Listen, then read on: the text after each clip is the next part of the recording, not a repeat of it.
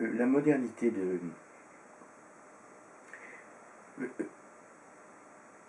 Molière, c'est vertigineux. Alors, oui, bien sûr, objectivement, monter une œuvre classique, pour moi, c'est au niveau du texte, prendre en charge totalement l'invariant, le permanent de ce texte, et par-delà le texte, des propositions de la pièce. La pièce se passe en 1662, entre le siècle le règne de Louis XIII et celui du XIV, qui ne fait que commencer, qui ne fait que se balbutier. Donc tout ce qui est de l'ordre esthétique, de l'évocation historique du temps de création de l'œuvre, je le préserve. L'actualisation n'est absolument pas là. Donc, il y a l'ici, il y a l'ailleurs et l'autrefois du texte, et puis il y a l'ici et le maintenant de la représentation. Dans la représentation, je préserve complètement cet ailleurs et cet autrefois, quelquefois même je le souligne, ce qui n'est évidemment pas le cas d'un auteur contemporain, comme Nathalie Sarraute, bien sûr, mais en même temps, au niveau du questionnement, la façon dont les œuvres nous questionnent, et dont nous les questionnons, alors là, il y a un retour de toutes les grandes inquiétudes, de toutes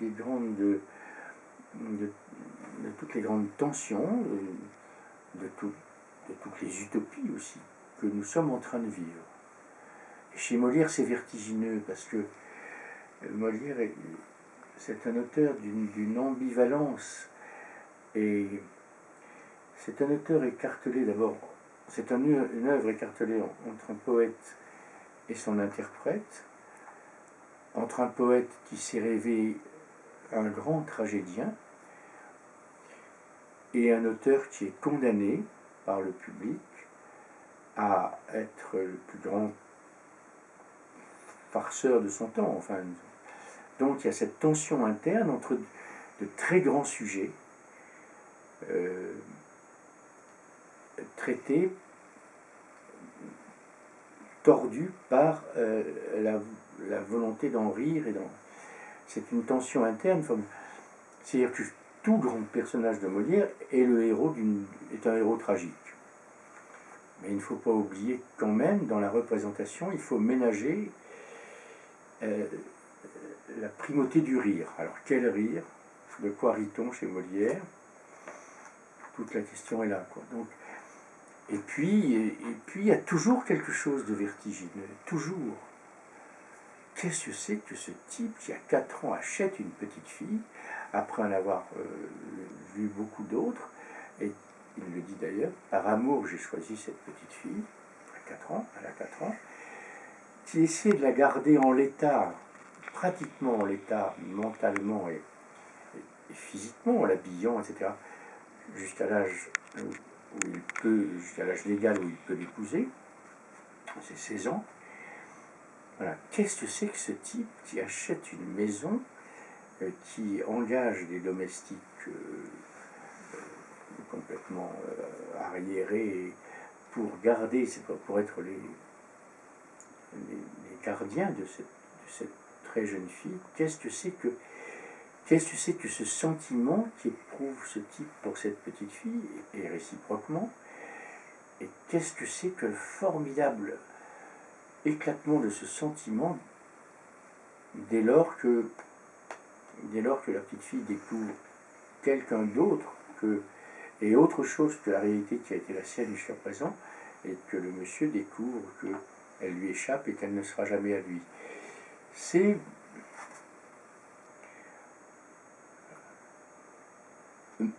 Molière, il sent le soufre. Enfin, il y a quelque chose chez Molière qui se demande jusqu'où on peut aller encore, enfin beaucoup trop loin, beaucoup plus loin qu'il n'est permis d'aller. Mais ceci dans les conventions de son temps, qui souvent il réinvente et bouscule, mais quand même. et dans cette espèce de label comique qui est... Mais c'est l'auteur, d'une certaine façon, le plus vertigineux. Je suis toujours... voilà. Il y a quelque chose... on est dans le souffre. On est dans...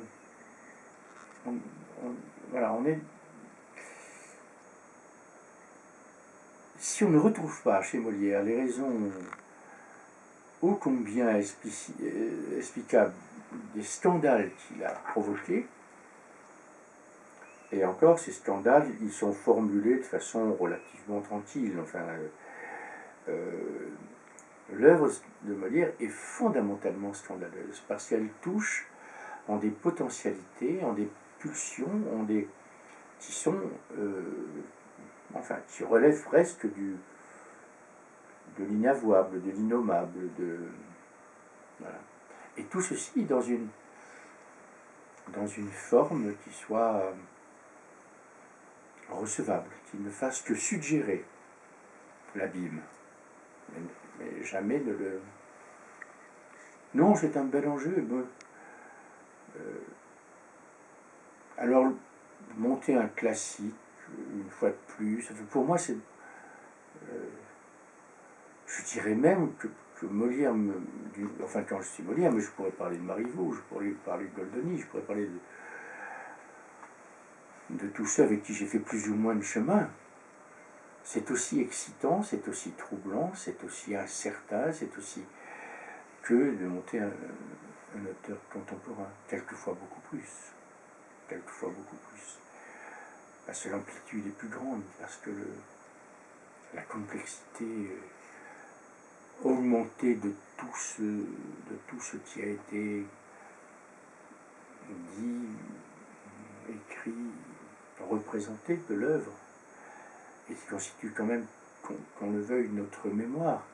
Il ne s'agit pas de, chaque fois, à chaque représentation, de mobiliser toute la mémoire que l'on a de l'œuvre, mais quand même, consciemment ou pas, elle nous travaille. Surtout si on ne veut pas explicitement en faire l'objet de notre travail. Plus je veux échapper à la mémoire d'une œuvre, plus elle m'oppresse, plus le combat est très serré entre cette lecture singulière que je ne peux pas ne pas faire de l'œuvre, et puis toutes les lectures officielles, toutes les lectures dominantes, alors si on les ignore, enfin, ça me paraît problématique de les ignorer, soit par système, soit par ignorance. Donc on ne les ignore pas, mais en même temps, moi je peux voir très très souvent, j'ai vu je ne sais combien de représentations, bien sûr, d'école des femmes. Ça ne me gêne pas un seul instant, parce que quand on lit une œuvre et qu'on commence à la projeter dans l'imaginaire de sa représentation, la relation est tout à fait singulière. Même invité très curieusement, de façon presque provocante, à mettre l'école des femmes, à remettre l'école des femmes dans le dispositif de Jouvet et son scénographe Bérard, même alors, la pièce est toute neuve, et ça n'est certainement pas celle de Jouvet que je lis.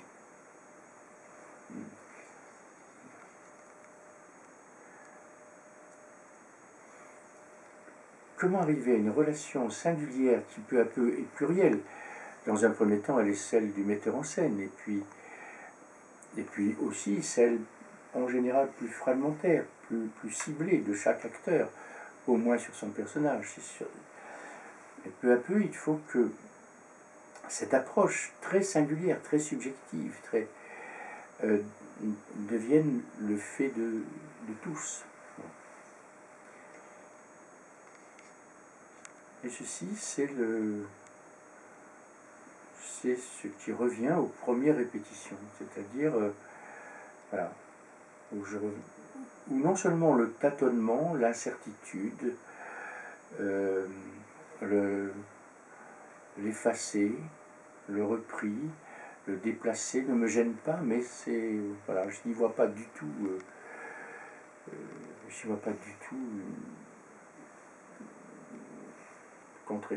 contre-coup d'une crise ou d'un non-savoir, je ne sais pas. Le je ne sais pas est jubilant. Si on l'affronte vraiment, je ne sais pas, on verra. On va voir.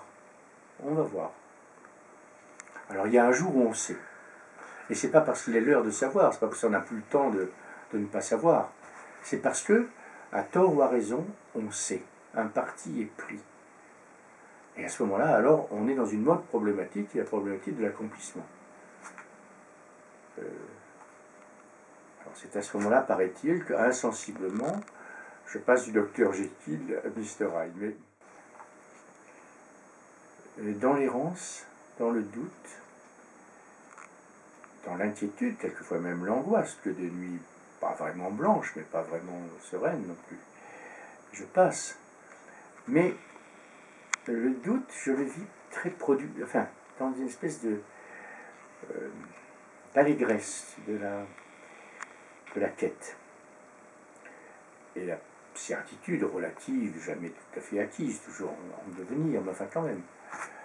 Je le vis dans l'obsession de m'approcher le plus près possible, ou d'amener la représentation et les acteurs le plus près possible du rêve qu'on a fait ensemble. Et tout ceci avec de très très pressantes obligations qui sont d'ordre, je dirais presque musical et pictural, voilà, c'est-à-dire trouver la question du sens, la question du texte est sinon réglée en tout cas.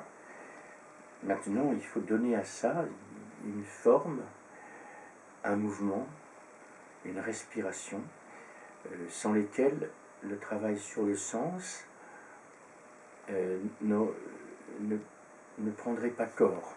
Alors là, c'est très...